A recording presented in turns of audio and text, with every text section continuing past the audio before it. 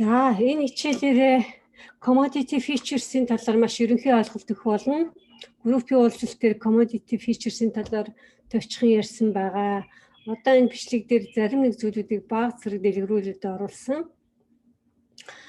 Бид уулзалт дээр ямар нэг сэдвийн хүрээнд мэдээлэл бэлдэж бусдаагаа хуваалцаж бай, мөн сургалтын бичлэг группийн мэдээллийн сүгүүдээр тавьж бай гэж ярьсан байгаа. Commodity бол ер нь түүхий төдий аж ахуйн бүтээгдэхүүн арилж ялагддаг. Энийн бүтээгдэхүүнүүд нэр томьёонууд нь орсон байдаг. Цаашид би зүгээр commodity гэдээ яриад явна. Commodity-ийн худалдаа маш эртний түүхтэй, мэдээж одоогийн хувьцаа, бонд гарч худалдаалагдаж эхлэхээс өмнө эртний Грек, Ром болон торгоны замын үед бараа таварын арилжаа эрчимтэй явагдаж хөгжихээ шатыг туулж ирсэн байдаг. Орчин үеийн commodity худалдаа 1848 онд Америкийн нэгдсэн улсын Chicago Board of Trade Чикаgoгийн худалдааны зөвлөлтөөр хийгдэж эхэлсэн. Фермерүүд тариа будаага худалдах үнийг тогтвортой байлгах үүднээс фьючерсийг гэрээгээр тохиролцож хийх болсон. Учир нь ургац фраартын намрын үйлрэл тариа ногооны үн буугаад бусад үйлрэлд үн нэмэгдэх тул энэ үнийг тогтвортой болгож худалдаа авагчид болон фермерүүдийн үнийн өсөлтөөс үүдэх эрсдлээс сэргийлэх зорилгоор анх commodity-гийн features-ийн арилжаа хийгдэж ирсэн байна. За хөрөнгө оруулагч нар ер нь портфолиогоо буюу хөрөнгө оруулалтын багцаа төрөлжүүлэх үүднээс commodity-г сонгож оруулсан байдаг. Commodity trade хийснээр нэгтэн бидэнд ямар боломж олгодог вэ гэвэл commodity volatile ихтэй үнийн хөрөлтөнд өсөл бууралт ихтэй тул трейдерүүд үнийн өсөл бууралтын дундаас ашиг алах боломжтой. Хоёрт нь бол хөшүүргийн трейд. За бага мөнгө оруулж их хэмжээний мөнгөнд бүхий арилжаа хийх боломж олгодог. Тиймээс олох ашгаа нэмэгдүүлэх бүрэн боломжтой. Мөн эсрэгээр их хэмжээний алдагдал хүлээх эрсдэлтэй байдаг.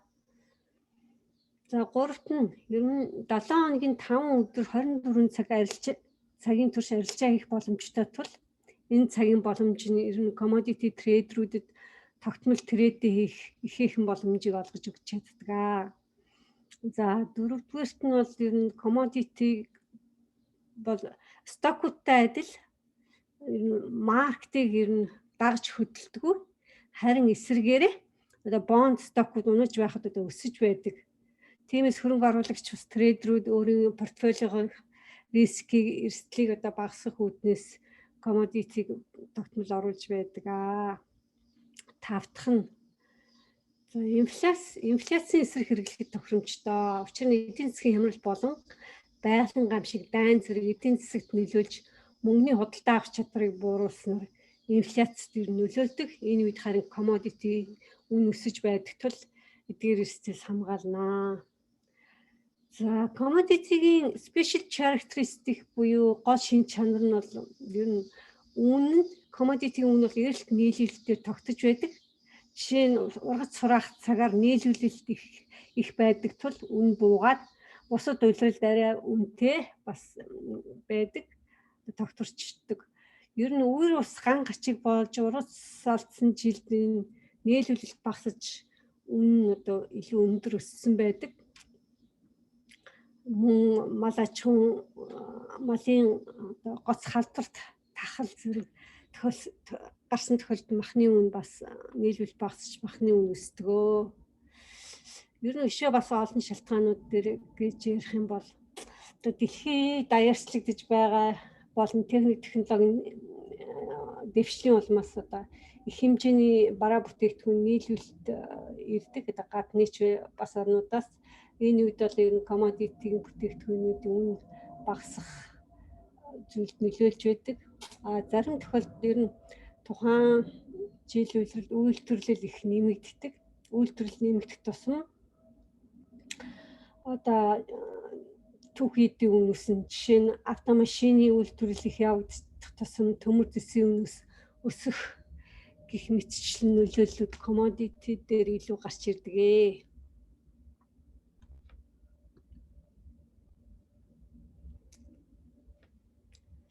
За ер нь commodity-гийн арилжаа хийхдээ одоо доор харгуудаас ер нь сонгон хийх боломжтой. commodity futures арилжааг ер нь голчлон хийдэг. Яг энэ commodity futures арилжааны талаар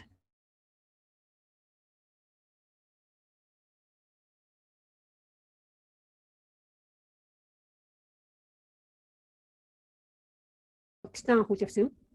Опшн арилжааг бусад арилжаанууд дээр ер нь түгээмэл хэрэгэлдэг. Жишээ нь одоо Forex-ийн арилжаан дээр хүртэл опшны арилжааны сонголт байдаг. Опшны талаар тусдаа хичээлүүд манай Montrader-ийн одоо YouTube channel-үүд дээр тавигдсан байгаа. За сүүлд нь бол нэг Exchange Traded Fund ETF буюу бас Exchange Traded Notes гэдэг ийм сангууд байдаг. Эдгээр сангууд нь ер нь зүгээр жижиг хөрөнгө оруулагч нарын мөнгөөр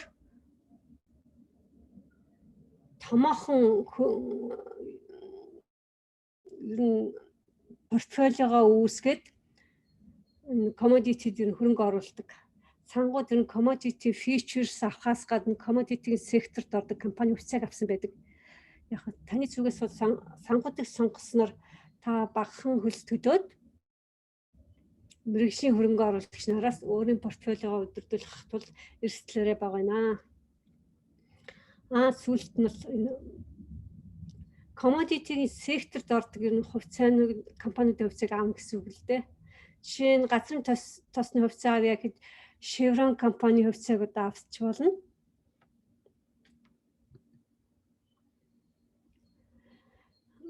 Commodity trade хийхэд түүхий төдий аж ахуйн бүтээгдэхүүн ордог юм бол энэ дотроо бас хоёр хуваагдаж байна. Hard болон soft.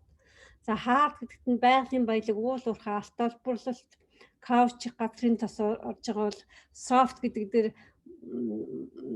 юу шүү дээ. Хөдөө аж ахуйн, малын гаралтай бүтээгдэхүүн, corn, эрдэнэ шиш, кофе, сахар одоо мах бүтээгдэхүүн, порк гэх зэрэг зүйлүүд орж байна.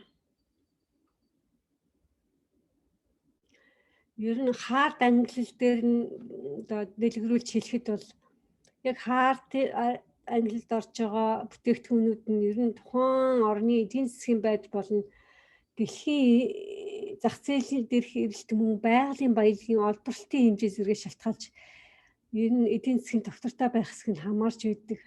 Жишээ нь газрын тосны олборлолт багасвал үнэ өснө гэх мэт. Үндсэндээ ер нь дэлхийн зах зээлийн нөхцөл байдал, газрын тос, байгалийн хий, алт зэрэг гол байгалийн түүхийн эдийн хэлбэлслээс ер нь голчин шалтгаалж байдаг юм аа. За soft ангилал тийм бүтээгдэхүүнүүд үнийн хөөрөгдөл, өөрчлөлт, price volatile ихтэй байдаг. Учир нь тухайн орны байгаль, цаг агаар, газар зүйн байрлал гэдэг маш их зүйлүүд нөлөөлдөг юм аа. Одоо зарим жимс ногоо ургамал тодорхой цаг агаарт дасан зохицож ургадаг. Жишээлбэл Колумбиас гэдэг улсд бол авокадо маш сайн ургадаг. Эндээс одоо маш их олон орнууд руу экспортлогддог. За ер нь энэ commodity-ийн трейдинг цикл бол одоо энэ hard soft хоёр бол ерөнхийдөө адилхан. Жишээлбэл одоо hard дээрхэд mining, за нүүрсний уурхай гэхэд mining хийгдлээ. Тэгээд олборлолтоо хийчээд дараа нь одоо ачаа тээврийн асуудал гарна. Тэгээд ачаа тээвэр газраар болон усаар тэгээд ачаа тээврээр явагдаад нэрээ дагуулах warehouse-д очиод тэндээсээ тэр агуулах warehouse-д очсноос тэндээсээ эцсийн хэрэглэгч рүүгээ одоо хөргөгдөнө. Тэгээд ингээд төлбөр тооцооны асуудлууд хийгдэж явагддаг байна. За яг энэ дотор энэ commodity-ийн арилжаанд хийгддэг нэг чухал зүйл дээр бол spot commodity-ийн market бол дуртахгүй байж боломгүй. Одоо spot commodity market бол ерөөсөө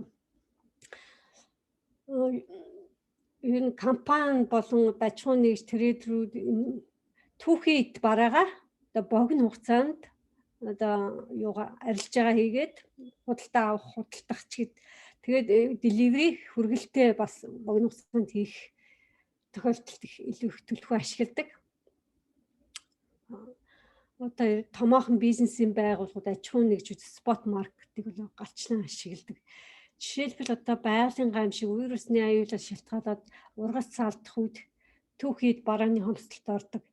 Үүнтэй холбоотой мэдээ гарангууд одоо энэ гол түүхийдээ авдаг компани аж ахуйн нэгжүүд яаралтай арга хэмжээ авч түүхийдээ нөөцлөх хэрэгцээ шаардлага гардаг учраас энэ спот commodity market-ийг одоо илүү ашигладаг. Энэ бол маш чухал санхүүгийн хэрэгсэл болд юм аа.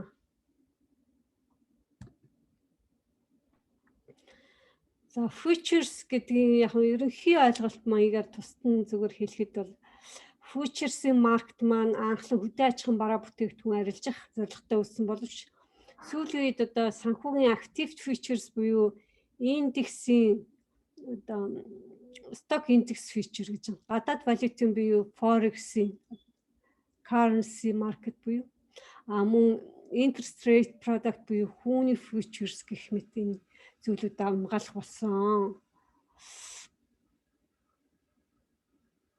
За энэ зах зээлийн бол гол тоглогч нар нь бол хөрөнгө оруулалтын банкуд, тэтгэврийн сангууд, арилжааны банкуд байдаг. Тэгэхээр futures бол ер нь хоёр англи, нэг үндсэн англи нь болохоор commodity холбоотой futures арилжаа хийгдэх нь, нөгөөх нь санхүүгийн бүтээгдэхүүн, санхүүгийн активт тийм futures-ийн арилжаа хийгдэж явж байх юм байна.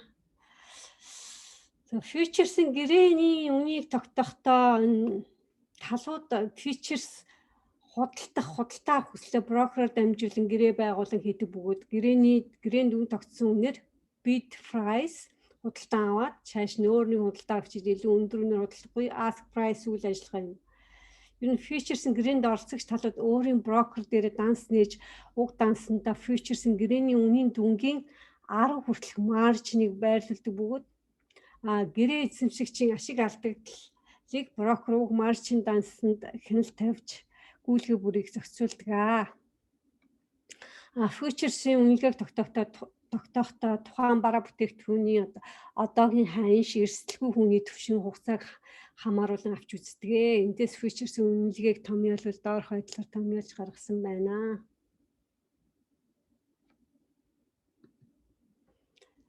За futures-ийн контрактууд нь ер нь тусгай юм symbol арай өөр байдаг л та. Жишээлбэл одоо futures-ийн гэрээн дээр одоо саруудыг бол үсгээр тэмдэглэсэн байдаг. Нэгдүгээр сар хэд F үсгээр, хоёрдугаар сар G, гуравдугаар сар H, дөрөвдүгээр сар J гэдэг ингээд бүх 12 сарууд ингээд үсэгтэй байгаа. За доор жишээлбэл одоо gold-ийн futures-ийн одоо контрактын symbol нь GC, expiration month одоо гэрээ тус хугацаа Z гэдэг тэмдэглэсэн байна. Энэ болохоор 12 сарыг. Тэгээд 18 гэдгээр нь бол ер нь одоо хугацаа дуусах expiration оныг илэрхийлсэн байна.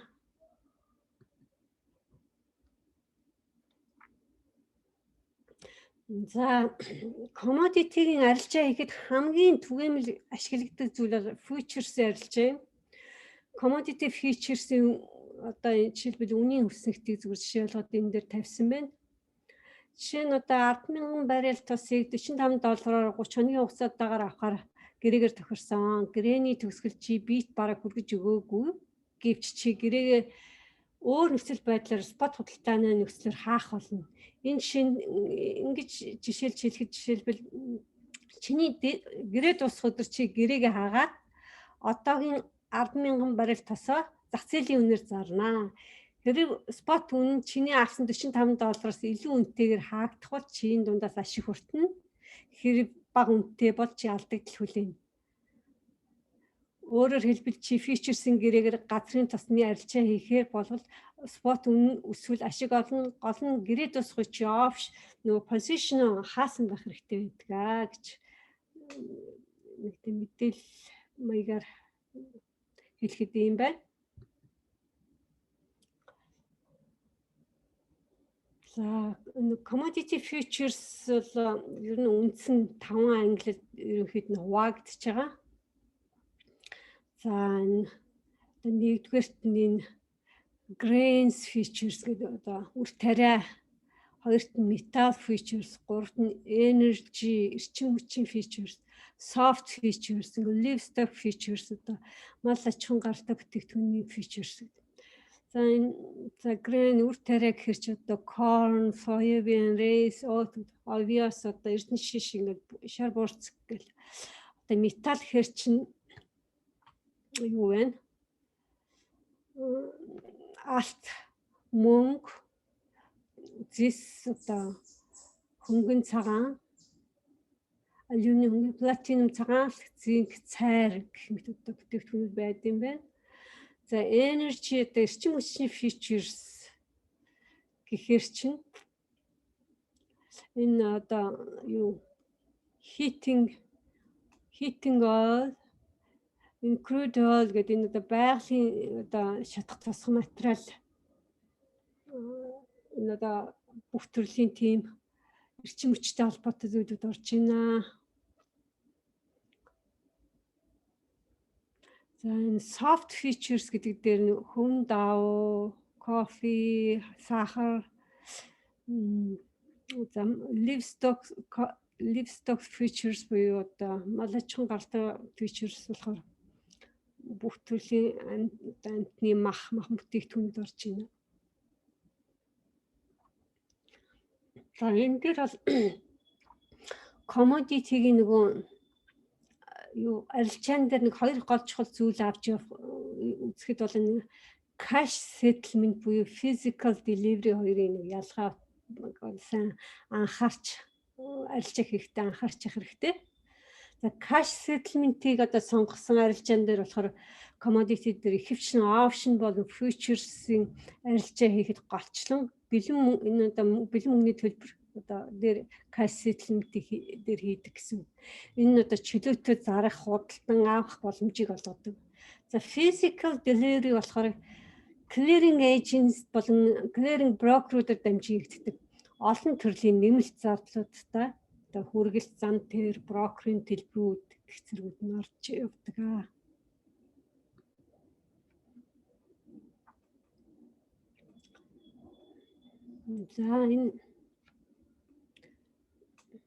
За жишээлбэл энэ одоо futures-ийн гэрээн одоо арилжаа commodity арилжаа хийхэд одоо гэрээгээр гол нь арилжаалагдаг гэсэн.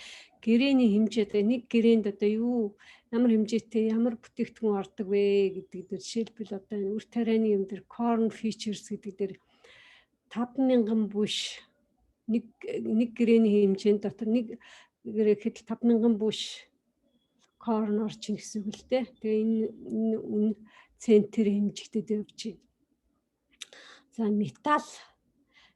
металл дээр жишээлбэл gold алтан дээр болохоор нэг гэрээ нь болохоор 100 трон унц алтаар хэмжигдэж явдаг юм байна. Энэ юун дээр за energy эрчим хүчний features дээр болохоор за oil бол crude oil 1000 баррелаар хэмжигдэж л да нэг контрактад 1000 баррелыг орж орохоор тооцогддог. Ийм цаанаас ингэ тогтсон ийм хэмжээ байд юм байна.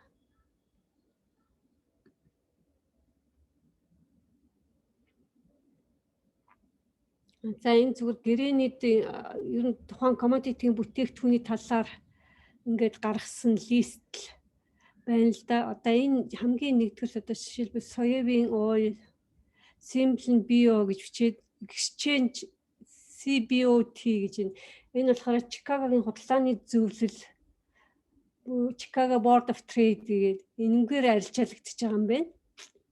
Энэ delivery month гэдэг дээр FH KN гэдэг энэ баахан тоонууд бичсэн төрөчийн ярьдагтай адилхан энэ юуны futures-ийг болохоор саруудын заавалч үсгээр тэмдэглэдэг. F жишээлбэл 1-р сар байсан, H 3-р сар, K 5-р сар гэх.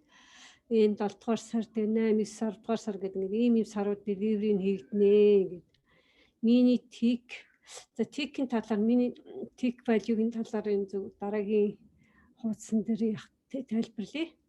За энэ маржин 935 гэд байна.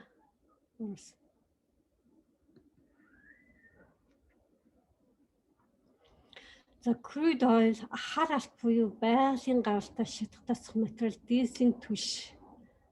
За энэний яг ерөнхий зүгээр зураглалыг 2001 оноос 2021 оны 10 жилийн хугацааны зүгээр ерөнхий зураглалаас ингээд харахад одоо энэ хамгийн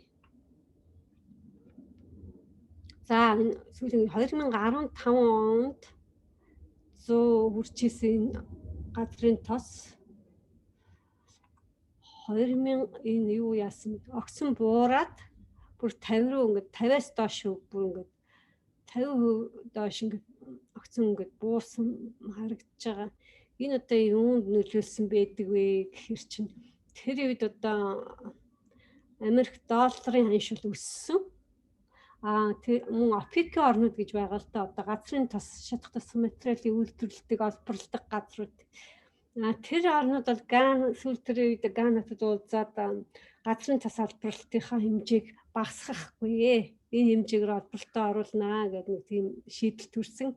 Гэтэл тэр үед эдийн засаг маш их саарад Европын орны одоо худалдаа авах чадвар эдийн засаг мууцсан, хятадын үйлдвэржилт ч гэсэн буурч эхэлсэн.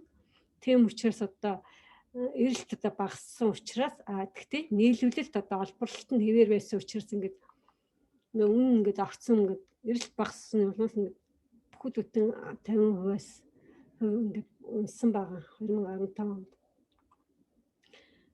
Тэгээд тэрнээс хойш одоо энэ 2021 он хүртэл одоо 50-аас тэгэл 73-75-ын хооронд хэлбэлцэлтэй явж ирсэн байна.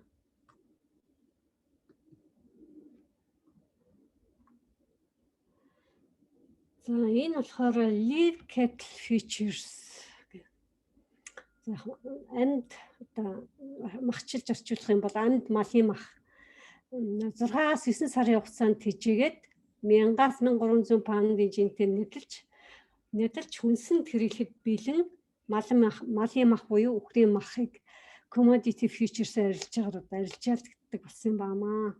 Энэ одоо 1964 оноос эхлээд энэ Chicago Mercantile Exchange гэдэг Chicago-гийн худалдааны exchange-ээр ингээд арилжаалагдаж анх эхэлсэн юм аа.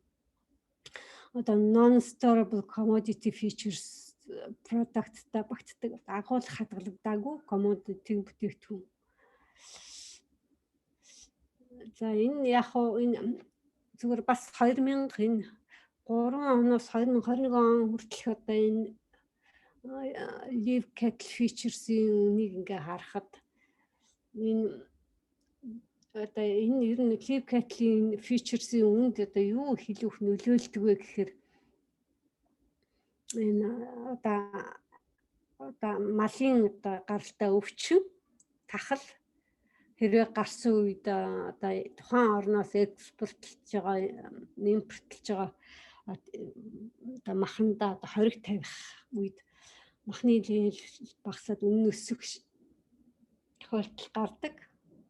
Мөн зарим тохиолдолд одоо Америк одоо Memorial Days гэдэг одоо holiday үед одоо их хүмүүс мах шаарддаг grilling season эхэлсэн үед л махны үн өсдөгч. Тэгээд дээрэс нь бол бас ер нь амтны малын нөгөө тэжээлүүд малын өвс одоо тэжээлүүд нь одоо үн нэмэгдсэн үед бас махны үн өсөх зэрэг тийм нөлөөллүүд ажиглагддаг.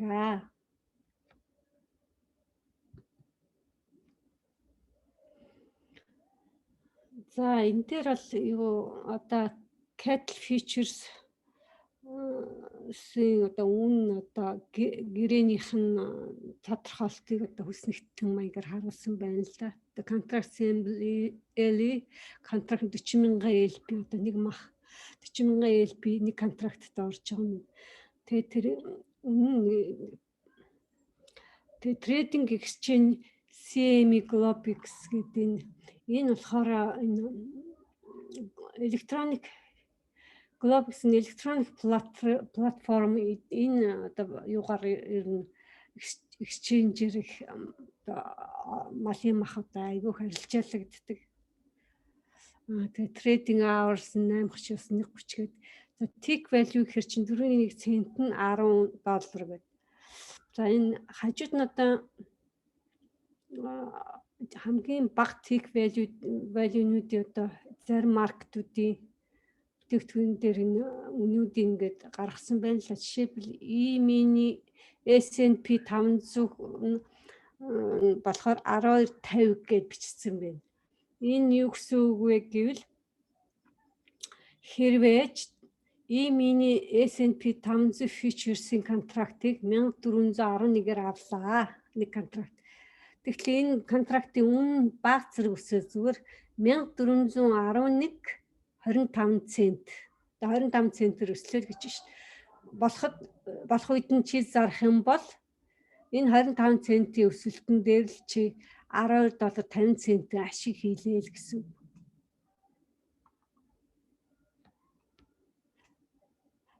За энэ дэ бос нь wheat одоо тариа obvious ингээл алт мөн гэл энэ commodity-д ордог crude oil одоо currency хүртэл байна. Евро, yen гэл энэ бүтээгдэхүүнүүдийн futures дээр бол айгүй тийм энэ tick value гэдгийг бол ашиглаж байд юм байна. Голчлоо. За тэгээ анхаарал тавьсанд баярлалаа. Ер нь илүү цааш нь дэлгэрүүлж үзье гэвэл та бүхэн commodity.com руу бас ороод үзэж болох юм байна.